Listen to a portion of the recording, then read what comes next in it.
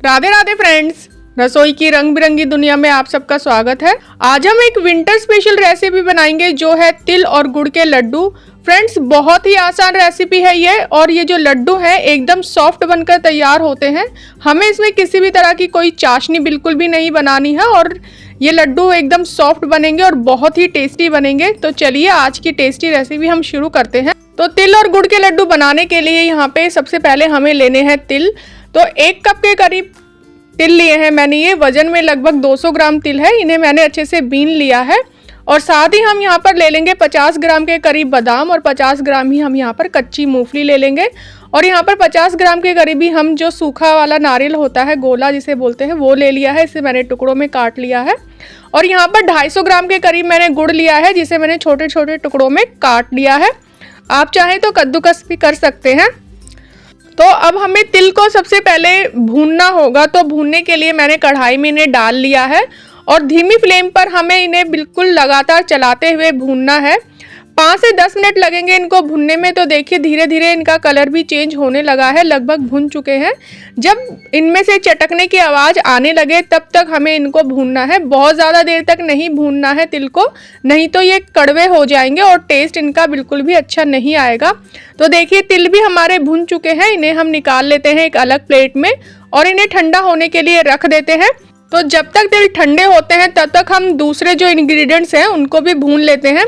तो यहाँ पे जो मूंगफली है उसे हम सेक लेंगे। तो हमें मूंगफली को तब तक भूनना है जब तक कि इसके छिलके चटकने ना लगे। जैसे ही छिलके चटकने लगे तब तक हमें इसे भून लेना है। और जब छिलके चटकने लगे तो हम इन गैस की फ्लेम को ऑफ कर देंगे और इसको दूसरी प्लेट में निकाल लेंगे और ठंडा होने के लिए रख देंगे। और जब ये ठंडे हो जाएंगे तो इनके छिलके हम हटा लेंगे, क्योंकि हमें इनके छिलके हटा के ही मूंगफली यूज़ करनी है। तो यहाँ पर हम कढ़ाई में 1 छोटी चम्मच घी डालेंगे और जो हमने बादाम लिए थे वो बादाम इसमें डाल देंगे घी के अच्छे से गर्म हो जाने पर। और बादाम को भी हमें अच्छे से घी में भून लेना है। जब तक भूनना है जब तक कि इनमें से चटकने की आवाज़ ना आने लगे। जैसे ही इनमें चट चट करने की आवाज़ आने लगे तो हम इसमें डाल देंगे जो हमने गोला लिया था, वो डाल देंगे। और ये सब जो प्रोसेस करना है हमें बिल्कुल धीमी फ्लेम पर ही करना है। फ्लेम को बिल्कुल भी हाई नहीं रखना है, नहीं तो ड्राई फ्रूट जल जाएंगे। तो यहाँ पे देखिए बादाम चटकने लगे हैं। तो यहाँ पर हमने जो गोला काट के लिया था वो डाल देंगे और इसको भी सिर्फ 1 मिनट के लिए भून लेंगे। बहुत ज़्यादा देर नहीं भूनेंगे। जैसे ही गोले में से खुशबू आने लगे तब तक हमें भून लेना है और फिर गैस की फ्लेम को ऑफ कर देना है। और इन्हें भी हम अलग प्लेट में निकाल लेंगे और ठंडा होने के लिए रख देंगे। तो तिल हमारे ठंडे हो चुके हैं। तो एक मिक्सी का जार लेंगे और उसमें हम तिल डाल देंगे और इन्हें दरदरा सा पीस लेंगे। बस एक बार ही चलाना है हमें, जिससे कि ये दरदरे पिस जाएंगे। ज़्यादा देर तक नहीं चलाना है और तिल बिल्कुल ठंडे होने चाहिए तभी पीसना है। अगर गर्म तिल आप पीसेंगे तो इनमें से तेल निकलने लगेगा। तो यहाँ पर मैंने तिल पीस लिए हैं। अगर आप पीसना नहीं चाहते हैं दरदरा सा तो आप साबुत भी ले सकते हैं। तो यहाँ पर मैं मिक्सी के जार में वापस से जो मूंगफली और ड्राई फ्रूट्स हमने रोस्ट किए थे वो डाल लेंगे और इन्हें भी हम दरदरा सा पीस लेंगे। थोड़े मोटे चंक्स नहीं रहने चाहिए ज़्यादा, लेकिन बिल्कुल महीन भी नहीं होना चाहिए। दरदरा सा इन्हें हमें पीस लेना है। तो यहाँ पे देखिए मैंने इन्हें भी पीस लिया है।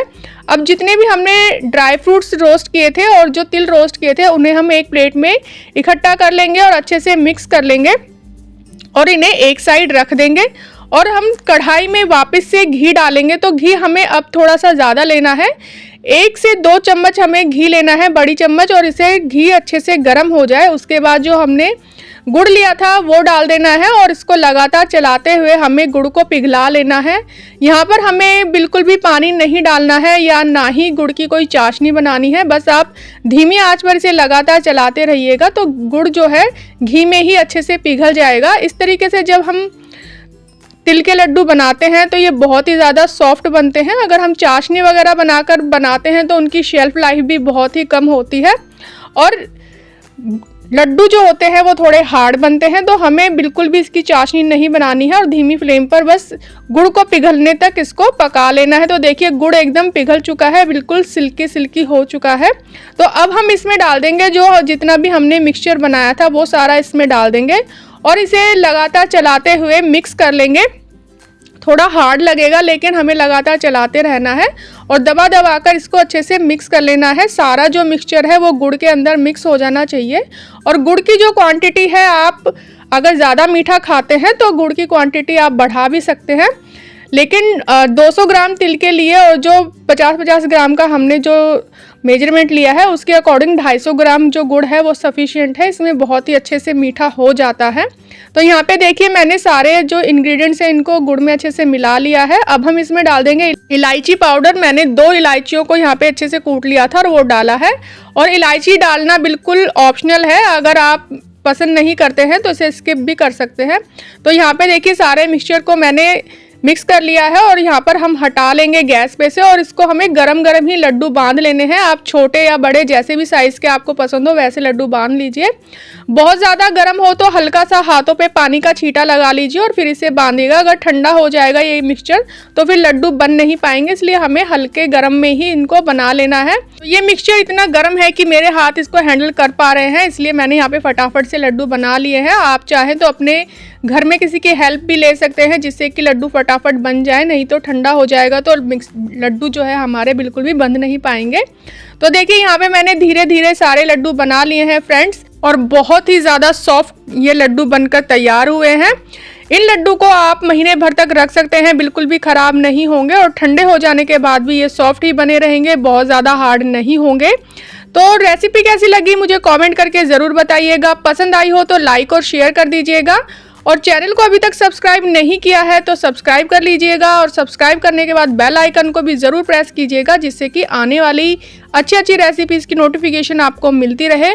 तब तक के लिए रेसिपी ज़रूर ट्राई कीजिए, बनाइए, खाइए, स्वस्थ रहिए, मस्त रहिए और मेरे वीडियोस देखते रहिए। मिलते हैं नई रेसिपी के साथ, तब तक के लिए राधे राधे।